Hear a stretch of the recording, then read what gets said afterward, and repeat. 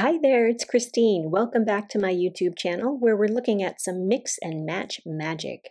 I've shown how easy it is to create these two cards, and today we're going to be card number 3.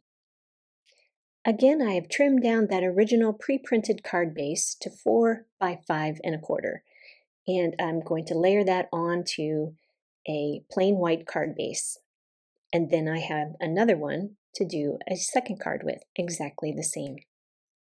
So I'm just going to center that on there, and then I'm taking all of the die cuts from the ephemera packs. So I've got a sentiment and a little phrase there. I've got a little stack of books, which I think is so cute, and I love how they stack together. Got a little banner there. Perfect. And then I've got a butterfly, but it's got the white edges around it, so I just fussy cut that out off camera. I like the butterfly better without the white edges.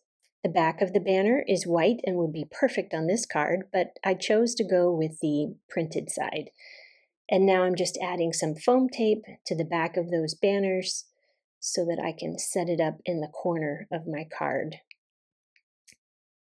There are so many different die cuts to choose from these ephemera packs. It is just jam-packed with images and sentiments and frames and butterflies and books.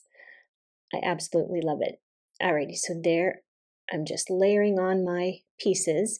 Again, with those laser cut words, you will need a fine detail glue or mini glue dots or something to get that to attach. And I put just a little bit of glue on the body of the butterfly, but I wanted those wings to pop up. Now I'm just going to add one little black heart there. Now for the inside. We've got one of those frames, which would be beautiful for anything.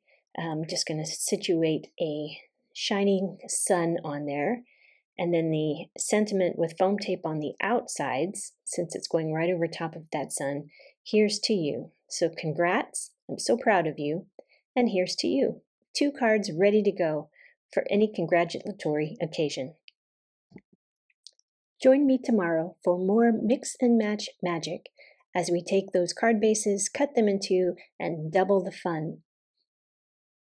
Be the first to know about my events, workshops, and classes by signing up for my blog updates on my website, creatingwithchristine.com.